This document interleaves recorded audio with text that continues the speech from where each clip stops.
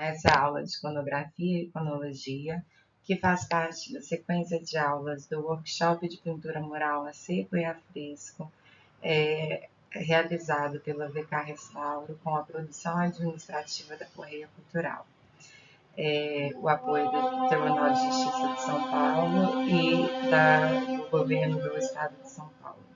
É uma iniciativa de contrapartida do PROAC de São Paulo. A seguir, a gente tem uma aula sobre iconografia e iconologia, que são temas que são imprescindíveis para quem está ingressando aí numa produção artística. É impossível a gente começar a falar um pouco sobre iconologia e iconografia sem a gente antes passar pelos símbolos. Afinal, a iconologia e a iconografia, elas só são derivadas da existência do símbolo. E o que é o entendimento dos símbolos, né? O entendimento da história dos símbolos e como eles vêm a surgir e serem conhecidos, que vai ser um dos aliados para a gente montar uma análise iconológica e iconográfica que seja adequada. Então, a gente, estudando símbolos, né, onde eles estão? Eles estão nos filmes, eles estão nas artes, eles estão na nossa escrita, eles estão na nossa matemática, no objeto de decoração de casa, em todos os lugares do cotidiano. Mesmo que a gente não perceba, os símbolos podem ser complexos, eles são populares também, pois eles são utilizados absolutamente por tudo e por todos. Então, quando a gente tem um brasão de família, a gente tem símbolo. Quando a gente tem um quadro da Santa Ceia em casa, a gente tem símbolos ali representados. Quando a gente escreve, a gente tem símbolos, porque nosso alfabeto em si, que ele é formado de símbolos que representam uma fonética, que juntos eles permitem uma leitura. A matemática é a mesma coisa, né? A gente vai ter os símbolos ali de soma, de divisão, de adição, as fórmulas matemáticas, elas também vão possuir diversos caracteres que vão se tornar símbolos para fazer essa representação e auxiliar no entendimento. E os objetos de decoração de casa, quem nunca viu, por exemplo, um pombinho, aquele pombo com os raiozinhos, né? Em uma casa que representa então um espírito. Então todo o nosso entorno ele é formado e elaborado por símbolos. Os símbolos eles são uma forma de comunicação do ser humano e conhecer eles aí e as origens dos símbolos, a gente consegue então compreender muita coisa e ter muitas coisas reveladas, né? A gente pode saber sobre culturas diferentes, a gente pode descobrir, fazer comparativos entre cidades também, né? Porque diferentes sociedades podem apresentar um mesmo símbolo, assim como o mesmo símbolo em sociedades diferentes podem representar coisas diferentes. Bem, então sabemos que o símbolo, né, é algo utilizado para representar outra coisa. O seu estudo, ele, portanto, deve ir além da superfície gráfica. Então, o que a gente vai fazer para poder compreender os símbolos? Né? A gente vai procurar pistas e referências que possam estabelecer a ligação correta. Um exemplo sobre como que seria a simbologia, que já perpassa também no campo da iconografia e da iconologia, né? É a Madonna com o menino. Porque a Madonna com o menino, ela não só, ela, além de representar, né, personagens bíblicos da religião cristã, a imagem da Madonna com o menino passou a ter uma significação da tradição de celebrar a fertilidade e o nascimento. Então, já temos aí uma simbologia para além duas simbologias para além do gráfico, né? Pois, inicialmente, vemos apenas a mulher com o menino, mas através de uma compreensão, né, temática e tudo mais, a gente consegue saber que é uma representação cristã da Madonna com o menino. E para além disso, quando a gente estuda histórias, também as histórias e representações dentro da sociedade, a gente vai saber esse contexto de tradição, fertilidade e nascimento. Bem, então, com esse estudo dos símbolos, ele vai revelar informações que são silenciosamente contidas e asseguram que a gente tenha também uma compreensão do mundo externo.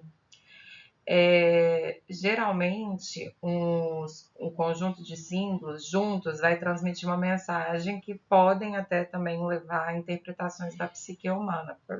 Certamente vão levar a interpretações da psique humana e vão mostrar como que uma comunidade vai ver algo, uma vez que à medida que as civilizações, sociedades, culturas e crenças foram se desenvolvendo pelo mundo, cada uma delas elaborou o seu próprio vocabulário simbólico para expressar seus conceitos. Então, eles vão variar em ações entre sociedades, eles podem se assemelhar, porque também existe uma natureza comum às civilizações, né? Mas principalmente eles vão exprimir identidades individuais e coletivas, teorias e ideias.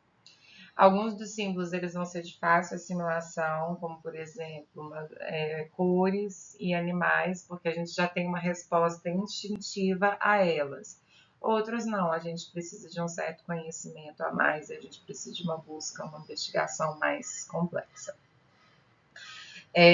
Carl Jung e Freud foram dois psicanalistas que defendiam que a mente humana é programada para pensar simbolicamente. Então, é possível, no estudo dos símbolos, a gente fazer a associação de conceitos presentes, tipo, que estão em coisas extremamente antigas, como artes antigas, que vão de encontro com os nossos conceitos atuais, de forma que a gente percebe que a capacidade de comunicação simbólica, ela transcende o espaço-tempo e ela pode também adquirir um caráter de comunicação universal. Quando a gente começa a ter, né, os primeiros registros com as pinturas rupestres, né, que são de sociedades muito primitivas, né, cuja vida, né, deles era tentar sobreviver dia a dia e ter uma caça.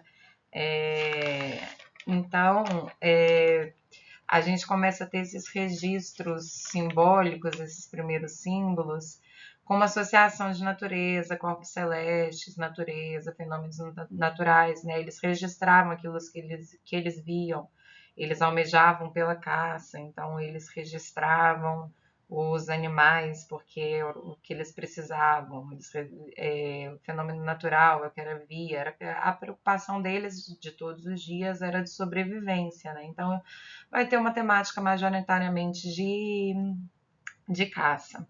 Mas a partir do avanço civilizatório, os conceitos e as significações dos símbolos vão começando a ficar mais elaborados, vão mostrando um pensamento mais complexo, né? Porque o homem, a partir do momento que ele vai se deparando com... vai avançando a civilização e tem certas coisas que ele não consegue explicar, mas ele consegue raciocinar. Na agricultura, por exemplo, ele consegue raciocinar que para a gente ter uma agricultura farta, a gente depende muito do sol, mas também depende da chuva. Então, como ele não controla, ele não tem esse poder sobre esse fenômeno, falar faça sol, faça chuva, então ele vê aquilo como algo místico, algo divino, incontrolável. E seus símbolos vão começar a abarcar esses conceitos mais complexos, né? Que é uma associação do entorno, né, a esses seres divinos que vão dar, então, início também à cosmologia. E junto com a cosmologia, como os conceitos vão ficando mais complexos e mais carregados, vão começando a aparecer, então, também os seus atributos. E aí a gente tem aí um exemplo, né, dessa complexidade nova dos símbolos, que é esse sol aí representado na carruagem, né? ele já tem um pensamento mais complexo, que à medida que esse pensamento ia se desenvolvendo simbólico, o Sol podia ser imaginado cruzando diariamente em um veículo, né? Ele vai, nasce, se põe. Então, eles imaginavam que era um veículo fazendo essa trajetória. E aí, os egípcios, por exemplo, representavam um barco, né? Porque todo o avanço deles, tudo que eles faziam, eles sempre tinham os rios ali, né? Como principal suporte da vida deles cotidiana. Então, eles representavam o Deus Sol junto do barco. Essa trajetória, né, que o Sol nasce e se põe, era representada por um barco. Mas em outras culturas, por exemplo, imaginavam uma carruagem ou um coche puxado por cavalos e conduzido por exemplo, pelo Deus Sol, né? O Deus do Sol hindu, por exemplo, era dessa forma, né, representado, que era o Surya. Então a gente tem aqui muito mais conceitos, né? Eles já vão fazendo outras associações, vão ligando um ao outro, e como eles não conseguem explicar por que acontece isso do Sol nascer e se pôr, eles vão pensar que ele está sendo conduzido ali por uma carruagem, né? Então, o simbolismo na arte ele vai trazer diversos tipos de comunicação. A arte ela tem seu início ali marcada pelo quê? Por sendo símbolos, né? Na pré-história a gente vê que eles já se configuravam, né? As pinturas rupestres já configuravam como função comunicativa, função de simbologia. E a arte ela é comunicativa, seja qualquer um dos papéis que ela vise representar, né? E ao longo da civilização, do avanço civilizatório, a arte ela vai cada vez mais tomando novas formas, né? E sendo conquistada aí com maestria para reproduções mais esteticamente elaboradas, né?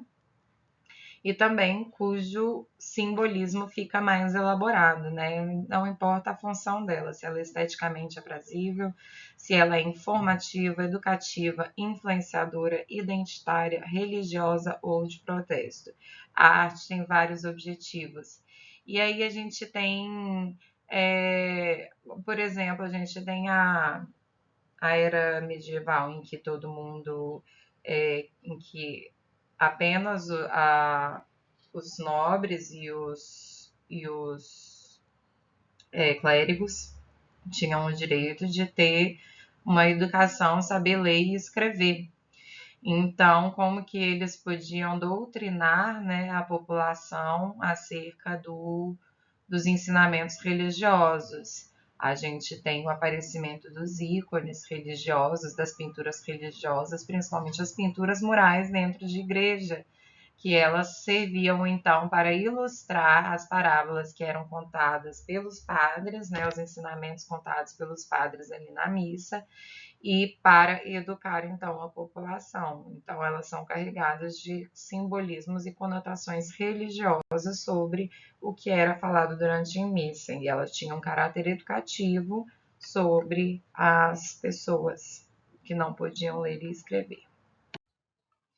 Bem, a gente dá o nome de iconografia e iconologia, esse ramo de estudos que estuda a imagem como parte, como todo, para a gente ter um entendimento da história da arte. Mas ele também pode ser auxiliar no estudo de análise de conteúdo das imagens, porque a mesma maneira que a gente aplica, né, a iconografia e iconologia, a gente também pode aplicar nos outros tipos de análise de conteúdo das imagens que tem por aí, não somente exclusivamente da história da arte. É interdisciplinar, no sentido que a gente precisa fazer interlocuções entre vários conhecimentos, né? E ele é muito teórico, ele requer um repertório de análise, então a gente precisa ter uma certa familiaridade com uma infinidade de assuntos para a gente poder começar a fazer essas análises de imagem. Porque como a gente estava vendo, né, os símbolos eles podem variar entre civilizações, entre localidades, podemos ter até um mesmo tipo de símbolo que represente coisas diferentes. E aí, Se a gente não souber diferenciar e situar em um espaço-tempo essa criação dessa imagem, a gente pode muito bem fazer uma análise iconográfica incorreta. Então, é necessário que a gente tenha uma certa familiaridade com o que está sendo representado ali. E se a gente não possui essa certa familiaridade, um dos primeiros passos para a gente poder fazer uma análise iconográfica correta é a gente estudar sobre isso antes de levar a cabo a interpretação. Bem, então o que é a iconografia? A iconografia é a verificação formal do figurado, fazendo associação com fontes literárias e a convenção tradicional dos símbolos ou tipos iconográficos. Da onde vem a palavra iconografia, então? Ícone, imagem, figura, representação, grafia, escrever, registrar. Então, é uma etapa de levantamento de conteúdo. A gente vai fazer a identificação ali do que são aqueles ícones ou tipos que estão representados. O que é aquilo? Aquilo é um símbolo? Então, é uma fase de identificação de quais são os elementos constituintes. Então, com esse levantamento de conteúdo, ele conhece o conteúdo da figura a partir dos caracteres específicos e a relação com fontes literárias. O que são essas fontes literárias? Cenas bíblicas, passagens, o exemplo da Santa Ceia mesmo, que já foi dado anteriormente, se configuraria nisso. Ela é pautada na investigação arqueológica, por exemplo, manuais, os retratismos que existiam na arqueologia, né? A numismática com representações e retratismos de figuras nas moedas, trouxeram também um monte de informação para a arqueologia, né? Então, a gente tem esse retratismo da investigação arqueológica, que se descobre com a investigação arqueológica, que nos auxilia também a fazer a identificação de alguns itens. Ela, então, é auxiliar, mas ela também pode atuar como auxiliar da arqueologia, da história da arte. E também aqui ela vai estabelecer os tipos iconográficos. O que são os tipos iconográficos? São aqueles personagens que podem aparecer em mais situações. Bem, sobre a iconografia, ela passa por vários estudiosos, né? Relativamente, o estudo da iconografia e iconologia é relativamente recente, mas começa-se então com Winckelmann, que percebe que sobre os originais gregos que se tinham, né, das estátuas gregas, pouco se tinha informação sobre quem que eles representavam e o que de fato era. E isso fez com que ele se debruçasse, então, nos antigos textos, né, os textos antigos e artigos gregos, e assim foi capaz de conseguir determinar quem eram muitos daqueles personagens. Após isso, também vem um conceito colocado do Lowe como a persistência iconográfica, que é quando a representação que ele observa aqui, quando a representação de alguma coisa ela é inventada pela primeira vez, ela passa a virar uma tradição artesanal. Isso quer dizer o quê? Que ela vai começar a ser repetida, claro, adquirindo ao longo do tempo novas formas pela evolução, né, do saber fazer, do artesanal, e adquirindo as características, né, daquele lugar em que ela é produzida, o conceito dos materiais e tudo mais. Mas a partir do momento em que uma pessoa consegue inventar uma iconografia para alguma coisa, para alguma representação, vamos voltar aqui numa cena bíblica, e aí a partir do momento que ela é colocada, ela é bem aceita, ela passa a ser reproduzida em grande escala por todas as outras pessoas, e ela se transforma numa tradição. E também é colocado que o maior desenvolvimento da iconografia ele se deu no âmbito da tradição cristã. que situa o trato sobre imagens e definições de tipos iconográficos e relaciona também a todos os estudos que temos da arqueologia cristã. Então, a gente tem aqui como um exemplo, né, de tipos iconográficos e o que seria o desenvolvimento da iconografia cristã. A gente tem a Santa Trindade aqui, pintada pelo pintor de ícones Andrei Rublev, que foi um pintor medieval russo. Mas, inclusive, uma época na história, os artistas que eram especializados em pintar sobre tábua, né, pintura sobre tábua, cenas religiosas, eles eram chamados pintores de ícones. O padrão iconográfico é um conjunto figurativo de um tema do qual a estrutura e as formas são reproduzidas sem alterações em novas obras em períodos variáveis de tempo. A gente tem aí, por exemplo, a Santa Ceia, né? São duas Santas Ceias completamente diferentes, reproduzidas por artistas diferentes, mas que elas representam a mesma cena e elas têm a mesma estrutura ali, né? Representativa. A mesma quantidade de pessoas, obviamente, né? A mesma quantidade de pessoas, o Jesus ali no meio, com as suas mãos estendidas. Eles adotam as mesmas posições, né? Porque são também posições que fazem alusão a passagens bíblicas sobre os personagens, né? Obviamente, são os mesmos, todas as pessoas ali representadas são os mesmos personagens, eles estão todos no mesmo lado da mesa. Então, assim, mas são locais diferentes, eles estão, a representação do local é diferente, as cores utilizadas variam em tonalidades, os traços são completamente diferentes, mas eles estão o quê? Representando exatamente a mesma cena. Então, isso se trata de um padrão iconográfico. E isso é um tema iconológico também, que ele possui. Por quê? A Santa Ceia poderia ser representada facilmente com todos os mesmos personagens, mas eles não precisavam estar nessa mesma configuração aí na mesa. Isso daí foi uma coisa que foi estabelecida a partir de uma produção, né, de uma produção que outros artistas começam a transformar isso em um padrão, pois eles usam ela de referência. Então, a gente tem um tema iconológico, o tema iconológico é a Santa Ceia, e um padrão iconográfico, que é a forma que ela está ali representada, que a gente vê várias semelhanças, apesar de serem representações diferentes.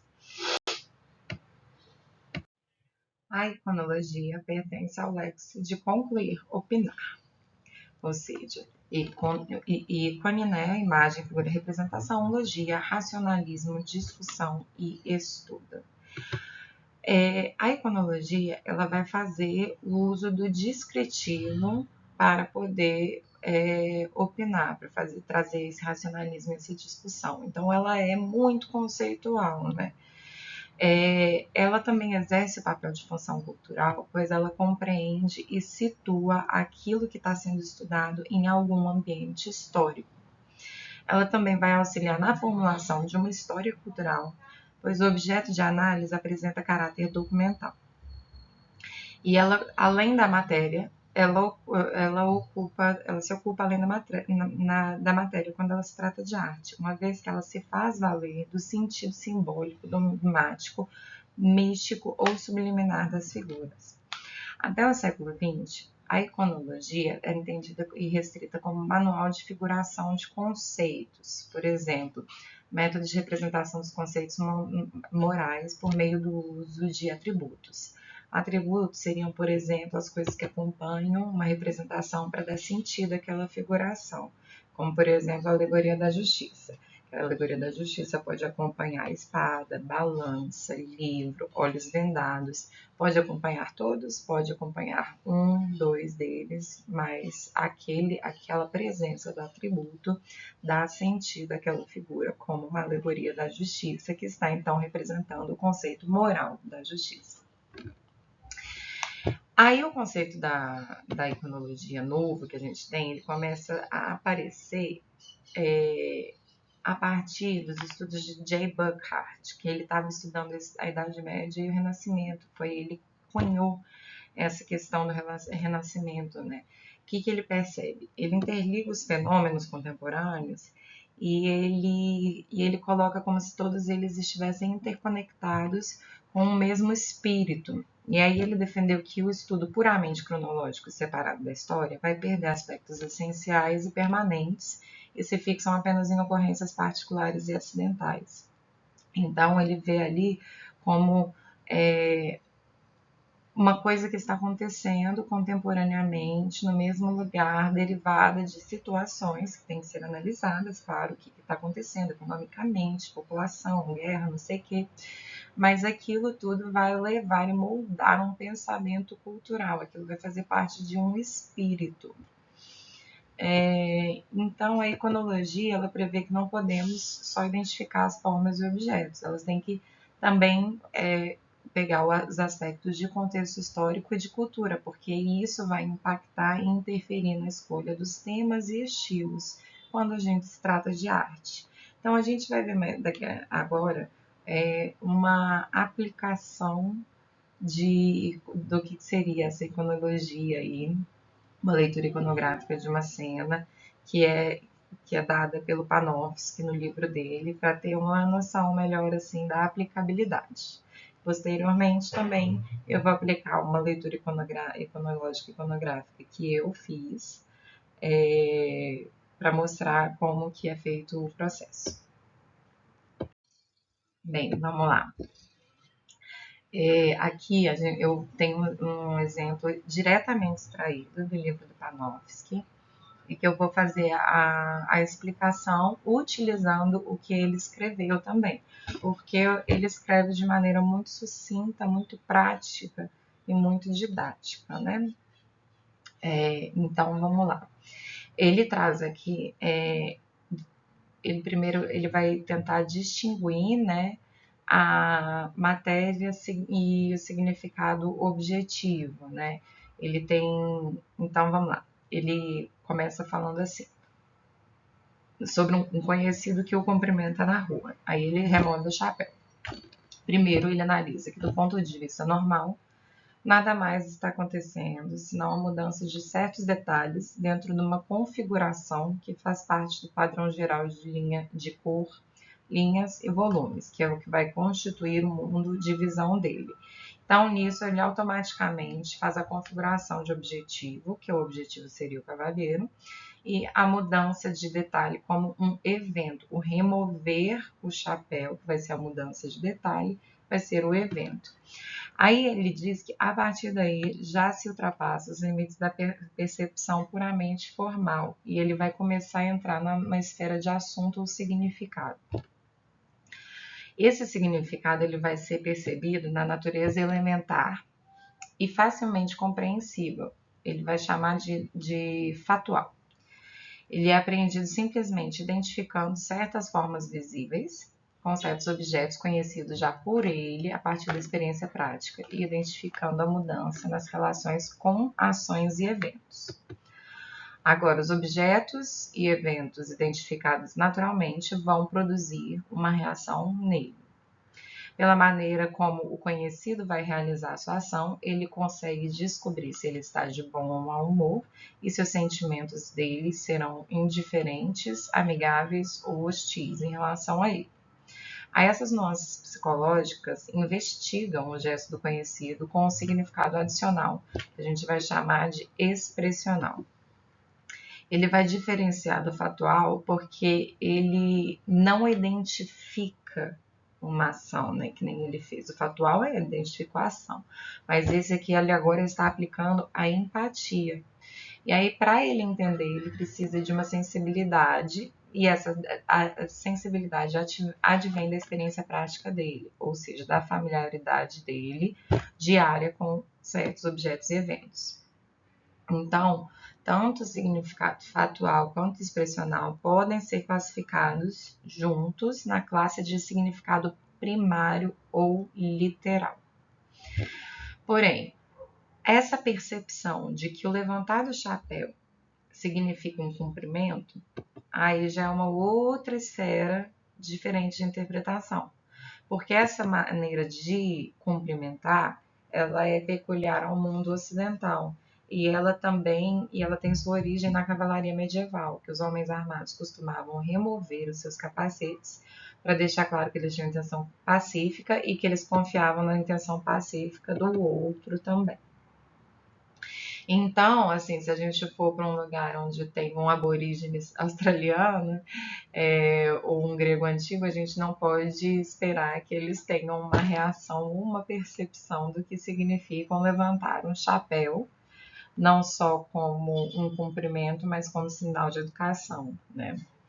Então, para entender isso, você tem que ou estar inserido, né, nessa cultura, ou estar familiarizado com este tipo de mundo prático de objetos e eventos, e familiarizado com os costumes e tradições peculiares a qual aquele cavalheiro pertence. Por outro lado, quanto às conotações expressivas que acompanham a ação desse cavalheiro, ele pode ou não estar consciente delas. Ele pode muito bem saber, assim, fazer intencionalmente, mas ele também pode fazer porque já é uma coisa cultural que está assim ali presente, automático, assim. Então, quando ele interpreta a remoção de chapéu como um cumprimento polido, ele reconhece um significado que pode ser chamado de secundário ou convencional. Difere do primário ou natural, porque é inteligível em vez de ser sensível, e que foi conscientemente transmitido da ação prática pela qual ele foi feito. E, finalmente, além de constituir um evento natural no espaço e no tempo, indicar naturalmente humores ou sentimentos e além de transmitir um cumprimento convencional, a ação do conhecido pode revelar a um observador experiente o que compõe a sua personalidade. E o que seria essa personalidade? Ela é condicionada por ele ser um homem do século XX, com seu histórico nacional, social e educacional, pela história anterior de sua vida e seu ambiente presente, mas também distinguida por uma maneira individual de ver as coisas e reagir ao mundo, que, se racionalizada, teria que ser chamada de filosofia. Na ação isolada de um cumprimento polido, todos esses fatores não se manifestam de forma abrangente, mas eles estão presentes de forma sintomática. Então, ele diz aqui: não poderíamos constituir um retrato mental do homem com base nessa única ação, mas apenas coordenando um grande número de observações similares e interpretando-as em conexão com as nossas informações gerais sobre período, nacionalidade, classe, tradições intelectuais e cavalheiros e assim por diante. Então, a partir do exemplo do Panofsky aqui, a gente pode pegar os pontos-chave, né, que temos. Aí eu vou ler com vocês os pontos-chave aqui, vocês dão um print se vocês quiserem. Então, a gente tem aqui os significados que são primários ou literais, que é o significado fatual. Aí ele vai ser o entendimento básico derivado da identificação das formas visíveis com objetos ou eventos conhecidos com base na experiência prática, que é, nesse exemplo, reconhecer a ação de remover o chapéu como um cumprimento. Logo depois temos o significado expressivo, que é interpretar as nuances psicológicas ou estados emocionais transmitidos pelos gestos. Isso requer sensibilidade e empatia, mas ainda está enraizado na familiaridade cotidiana com objetos e eventos. Depois a gente vem para o significado secundário ou convencional, que é o significado atribuído às ações práticas conscientemente pela sociedade ou cultura. No exemplo dado, a remoção do chapéu como sinal de cortesia é um significado convencional derivado de tradições culturais. E depois, por fim, a personalidade e individualidade. As ações também podem revelar aspectos da personalidade de um indivíduo, moldados por fatores como era nacionalidade, origem social, educação, história pessoal e visão de mundo. Essas nuances individuais podem não ser totalmente aparentes em uma única ação, mas tornam-se evidentes através de uma série de observações e interpretações. Agora eu vou passar para a parte da leitura iconográfica e cronológica, porque que eu fiz sobre um túmulo do Olegário Maciel quando eu estava estudando, na ocasião, fazendo meu TCC, que um dos pontos de vulnerabilidade ao qual o túmulo estava condicionado é o ponto de esquecimento de perda de comunicação, perda de informação, ou seja, dissociação. E aí, então, eu embrenhei também para reverter essa dissociação, eu embrenhei num estudo minucioso, né? E esse estudo minucioso significa o quê? Devolver sentido para a existência desse monumento, né? Por que nós temos esse monumento aí de 7 metros? Ele é triangular, ele tem 7 por 6,80 e 6,80 cada lado, então ele é tipo muito grande. E por que então que ele está ali, é um monumento presente na nossa sociedade. E aí, para isso, eu também fiz uma pesquisa histórica, né? E essa pesquisa histórica faz parte dos preceitos da leitura iconográfica. Eu precisava descobrir aonde é que estava encaixado este túmulo, né? Para poder entender o que ele representa e ali para a nossa sociedade. Então, para eu começar a fazer essa análise iconográfica e cronológica, né, eu tenho que saber ali do que eu estou lidando, né? Quais são as pistas que eu tenho iniciais. Eu poderia já passar para a parte iconográfica direto, mas assim, primeiro eu tenho que me familiarizar com aquele contexto social, né? Então, o que eu preciso saber? Só de eu fazer uma observação ali, a gente já consegue encaixar no estilo arquitetônico do Art Deco, né? Foi um estilo amplamente desenvolvido e utilizado na arquitetura belo-horizontina da década de 30, né? Ele morreu em 33. E ela faz uso da geometria dos volumes como adornos. Esse estilo construtivo trazia elementos materiais modernos com imagens, geralmente alegorias, que criam significados de simples assimilação para a população, em conjunto com manutenção de motivos e aspectos conservadores tradicionais, como, por exemplo, a tripartição compositiva, que também se faz presente no túmulo estudado. Isso a gente vai ver que também essas tripartições, essas formas ascendentes e tal, elas também são intencionais, né? Porque a arquitetura ela foi um instrumento. Então a gente vai, além que a gente vai notar que tudo isso tem um caráter simbológico por trás, né? Mas enfim, estamos colocando aqui pelo Art Deco. Além da utilização geométrica no túmulo analisado, é possível notar que também em concordância com o Art Deco, os usos dos materiais compositivos que são bronze e granito. O uso do bronze e do granito no campo da arte tumular era novo, não era uma coisa comum. E era o mármore e a esteatita, que eram os elementos tradicionais. Mas por que o bronze e o granito? O bronze e o granito eram nacionais, eram bem locais. O granito, inclusive, era extraído. Então, a gente vai ver mais à frente como que o Art Deco vai influenciar nisso também, né? Como que é uma questão de conformação de pensamento aí. Em cada vértice da escultura, então, a gente tem a lei, a justiça e o trabalho, que dá para saber que a lei, a justiça e o trabalho, não só pela forma que são as esculturas, mas vem escrito embaixo, lei, justiça e trabalho, só que em latim, lex justitia e labor. A aparição desses 3 elementos com a sua devida denominação também dialoga com os aspectos do Art Deco na época, que eram simbolismos de fácil e rápida assimilação. Junto a isso, tem um aspecto mais tradicional, que eles colocam o busto-retrato do Olegário Maciel, e junto com esse busto-retrato, eles colocam também o brasão de Minas Gerais em um lado e o brasão da República no outro. Em um olhar inicial, essas esculturas presentes do monumento podem parecer simples representações do que trazem em suas legendas. Mas a gente tem mensagens mais claras e profundas que vão aparecer a partir de um estudo que vale entre a relação do estilo construtivo da época, os símbolos presentes na imagem e o momento político e social da época da construção. Então, a gente vê ali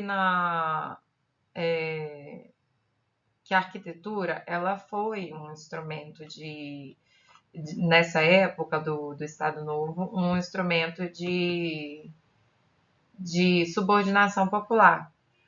Naquela época configurava o Estado Novo, que era ditatorial, né? E o Art Deco se transformou em arquitetura oficial das obras públicas e carrega todos os preceitos do poder simbólico do Estado Novo, né? Então é uma relação de soberania do Estado com a dominação da população, que vai se naturalizar com o uso da confiança mútua do governo e população e das simbologias. Essas simbologias vão agir de instrumento para essa subordinação popular e elas estão inseridas em um imaginário social, explicitando a intencionalidade do governo de criação de uma identidade nacional por meio de uma ritualização de práticas e disciplinarização de condutas. Aí, como que eles fazem isso? Ao erigir monumentos públicos com enaltecimento das suas personalidades e exaltação da nação. E aí, o que eles estão fazendo? Então, eles estão transformando o Olegário Maciel em um tipo simbólico no meio do cotidiano, para reafirmar, normalizar e penetrar no campo habitual através da consistência e repetição. E aí essas práticas de caráter coletivo têm a impressão de aparecimento de ideias dentro da sociedade naturalmente, assimilando como se as ações do governo fossem reflexo de tendências internas. Então, e aí a gente vai ver quais são essas simbologias, então, que foram largamente utilizadas, né, quando a gente dissecar todo o monumento, a gente vai ver como que ele coloca em prática, né, essas ações aqui contextualizadas de um governo. Bem, a gente vai começar olhando então as alegorias que estão presentes, né, no próprio túmulo. Em cada vértice da composição triangular, a gente vai ver um ali dos três, né? Lei, justiça e trabalho. E aí a gente vai ver várias significações por trás, né? E aí, primeiro, a lei. Quando a gente vai analisar a lei ali, né? Ela vai trazer, então, nos braços rente ao corpo, flexionados para frente, a mão esquerda está espalmada e sustenta um livro aberto, enquanto a mão direita descansa estendida sobre o interior do livro. E no livro, as suas páginas são decoradas por baixos relevos, representando números romanos que vão de 1 a 10. Aí, pegando para analisar, né, o livro na arte, sobretudo, se passarmos, é considerado o símbolo, a grau mais elevado, o símbolo do universo. Pode representar a totalidade dos decretos divinos. E quando ele está aberto, o livro aberto significa que o conteúdo é tomado por quem o investiga. O coração é assim comparado a um livro aberto, oferece então seus pensamentos e sentimentos. Os números romanos citados na descrição são então numerados do 1 ao 10, e a sua interpretação é uma alusão ao Decálogo, que apresenta os 10 mandamentos da Bíblia. Vou se tratar de um monumento que também tem outras alusões ao cristianismo, inclusive as questões da tripartição, de ser um triângulo, ter 3 lados, serem 3 alegorias, todas elas fazem uma alusão ao cristianismo também da Santíssima Trindade. E a mão colocada sobre o objeto indica a tomada de posse e cria a distinção daquele que está sendo representado nos exercícios de suas funções. Ou seja, só de colocar ali a lei, a gente já vê uma intencionalidade de criar uma aura por cima ali daquela personalidade do Olegário Maciel. A justiça, ela vai fazer parte das 4 virtudes cardeais cristãs, que demonstram o triunfo sobre o bem e o mal, e é comum que apresente os atributos, atributos junto a ela. Pode ser uma espada, uma balança, leão, um globo, quadro, compasso, passos romanos. E a espada é um atributo, e no caso ela está com a espada aqui, né? Ela é um atributo encontrado nas representações da Temis, que é conhecida como a deusa da justiça, que representa força, combate a injustiça e garante paz, ordem e justiça. E aí, passando para o labor, que seria o trabalho, né? A gente vê que é um homem com uma foice, né? Como atributo. E aí ele tá com a mão direita sobre a esquerda ali, né? Não dá para ver direito, mas ele está segurando a foice com a mão direita sobre a esquerda. A foice, ela faz alusão ao ritual celta de retirada de plantas daninhas e ela representa imortalidade. E a mão direita sobre a mão esquerda indica o predomínio da razão sobre a emoção, visto que o braço direito é o braço da razão e o da esquerdo é da emoção. Então a gente vê que nas apresentações alegóricas aqui, também a parte de sobreposição do corpo, da forma que o corpo está representado, ela passa simbolismos também. Bem, temos aqui que no bloco mais alto tem a representação da cruz latina, que ela evoca essa mensagem de sacrifício de Cristo pelo amor à humanidade, que é o principal símbolo do cristianismo, né? Então ela simboliza também, ela é um símbolo ascensional que remete ao mundo de Deus, né? A conexão entre a Terra e o mundo de Deus. E nas laterais da cruz a gente tem em baixo relevo a figura de 3 mulheres. A essas 3 mulheres, cada uma delas está segurando uma lâmpada apagada e uma roda em frente a elas. Elas estão desenhadas em um estilo grego. E aí, quando a gente vai lá na mitologia grega, a gente pode fazer, então, um paralelo com as 3 moiras, porque elas são constantemente associadas à morte, pois no mito acredita-se que as moiras definem o nascimento, a vida e a morte de uma pessoa. A roda, ela apresenta dividida em 8 segmentos com um círculo concêntrico. Então, ela pode também representar a roda da fortuna, que também representa a imprevisibilidade da vida. Ela é uma analogia do tempo, que a roda que gira, ela gira assim como o tempo passa. No baralho do tarô, os arquétipos são baseados na mitologia grega e a roda da fortuna, ela também é apresentada acompanhada das 3 moiras, dando mais uma base para essa possível associação feita aí. As lâmpadas, por sua vez, são muito utilizadas na iconografia funerária, porque elas são encontradas em muitos túmulos, né? E quando ela está apagada, ela significa morte, porque é a chama da vida que se apagou.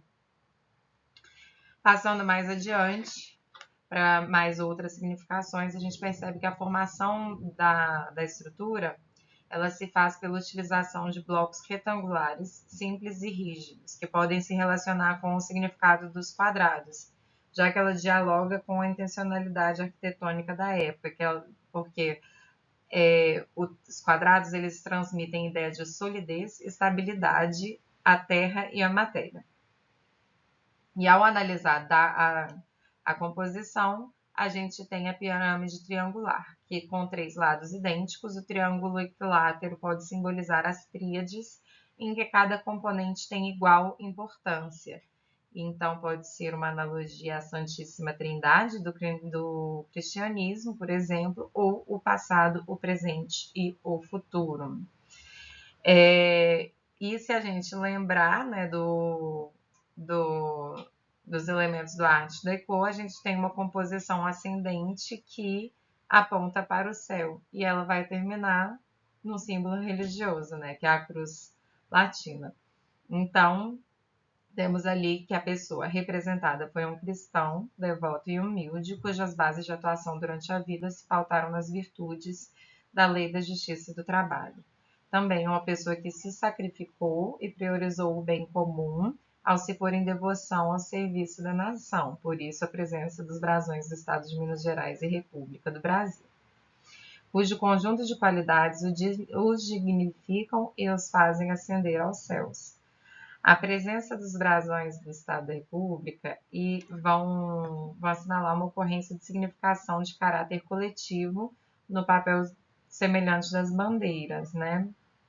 E aí, é, e aí também depois achei depois de toda essa leitura iconográfica, né? Eu achei na minha pesquisa um discurso do Benedito Valadares, que vai dizer mais ou menos exatamente isso que a gente acabou de ler, né? Na época da inauguração do mausoléu e do túmulo, ele vai dizer mais ou menos isso. Ele diz assim: meus senhores, ao inaugurar este mausoléu em homenagem à memória do presidente, cumpro o dever de, em nome do povo de Minas Gerais, dizer algumas palavras. É um monumento simples e não tem nenhuma imponência diante da grandeza e imponência do varão extraordinário cujos restos mortais ele abriga. O povo mineiro também é simples e as suas homenagens, que são sinceras, devem refletir a sua simplicidade.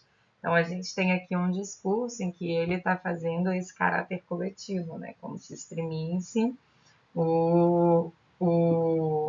a significação e ele falasse em nome de todo o povo de Minas Gerais. Rendemos preito, senhores, a um homem em cuja personalidade complexa e rara se consorciaram as mais lídimas qualidades do nosso povo, pondo todas as suas forças a serviço de Minas e da pátria. Viveu o que sobrava da vida no Palácio da Liberdade, entre bênçãos de todo um povo, pois ao seu lado estavam todos aqueles que tinham coração e sentimentos para pelejar em nossa querida terra. Então, tudo está fazendo uma alusão àquelas alegorias ali que a gente viu, né? Principalmente nesse pelejar em nossa querida terra, o sacrifício da cruz, o trabalho, né? A presença ali do trabalho com a foice, né? Então tá falando, aqui dorme um mineiro autêntico, padrão das mais altas virtudes de Minas Gerais. Então temos aí, né, uma análise iconográfica que ela foi possível. A gente primeiro a gente tem que pegar, né, situar ela num espaço e no tempo para poder fazer sentido. E a gente analisa aí todo um contexto social que a gente pode ver que esse monumento é um monumento muito, que se ele analisado, né, iconograficamente, se ele colocado no seu espaço e tempo, ele é um monumento que nos dá uma visão muito crítica daquele movimento, né, do Estado Novo, do movimento da utilização do Art Deco, né, e o que foi para a sociedade brasileira essa época, né, como que essas mensagens eram transmitidas, como que chegou, né, como que foi essa instrumentalização e manipulação de um coletivo, de um sentimento coletivo que possibilitou, inclusive, a instauração de um sistema de governo ditatorial, né? Tem uma ferramenta que ela foi criada por um projeto da Universidade de Harvard, do projeto chamado Project Zero. É uma ferramenta que ela pode estimular, ela tem a capacidade para estimular o pensamento crítico, formulação de ideias e criatividade. E aí ela é muito interessante para ser aplicada quando a gente está fazendo alguma análise iconográfica, porque como ela faz com que a gente tenha uma visão que auxilia e que permite essa busca dos elementos separados entre si, ela também auxilia elucidando as conexões entre os elementos que a gente vai identificar ali, porque a partir do momento que ela separa, né, o processo do pensamento ali, que ela faz com que você pare, primeiro observe sem pensar nada, né? Ela vai fazer com que o processo linear do pensamento ele ocorra mais naturalmente, né? Porque muitas vezes a gente tem vários pensamentos ao mesmo tempo e a partir do momento que ele faz com que a gente pare, primeiro categoriza a formulação do pensamento e aí ele coloca que a gente escreva, pare e depois reflita sobre, ele lineariza o pensamento de forma que a gente consegue ouvir e fazer as conexões com mais calma, né, e melhorar nossa percepção. Então, no que consiste essa ferramenta? É uma ferramenta extremamente simples e básica, inclusive ela tem sido utilizada para ensinar o pensamento crítico da interpretação da arte para crianças, né? Tem sido aplicado em alguns projetos na National Gallery e tem dado muitos resultados positivos, inclusive na capacidade de interpretação de obras de arte abstratas. Então, no que consiste essa ferramenta? Essa ferramenta é nada menos do que você vai pegar uma folha, você vai separar em 3 categorias. O primeiro é eu vejo. E aí no eu vejo você vai colocar apenas elementos que você identificou de fato, né? Você pega um quadro, por exemplo, e você coloca por alguns minutos, né? Isso é um exercício que ele tem que ser feito muito rápido, é questão de 3 minutos, 5 minutos no máximo. E você para, você observa tudo que você está identificando, e você anota o que você está identificando ali. Eu vejo uma mão, eu vejo um soldado, eu vejo uma cara triste, eu vejo não sei o quê. Aí eu penso, no eu penso, quando eu vejo essa cara triste, eu penso que essa pessoa está triste. Eu vejo uma bandeira e eu penso que está relacionado a tal país. Essas coisas assim, aí você coloca no eu penso. E logo depois do eu penso, aí você começa o eu imagino. Você vai ter elucidado tudo que você tinha visto, tudo que aquilo que você viu te faz pensar ou lembrar, e depois você vem o eu imagino. E aí você pode colocar algumas suposições. É muito interessante, vale a pena procurar um pouco mais sobre isso, né? A aplicação na escola, nas artes, mas ele também é muito interessante para a gente poder iniciar um processo de leitura iconográfica, porque o processo de leitura iconográfica basicamente parte disso, né? A gente primeiro precisa analisar todos os elementos, qual que é a cena que temos, a gente vai listar quais são os elementos e como exemplo do Panofsky, né, o do homem do cavaleiro lá levantando o chapéu. Então ele teve que quebrar em várias coisas. O que é o levantar do chapéu? Na cultura ocidental significa isso. Esse é um homem de qual lugar? Então essa é uma ferramenta que, por mais que ela não seja estudada nos estudos de iconografia, né, ela é uma ferramenta que ela pode ser aplicada também na hora de fazer essa formulação.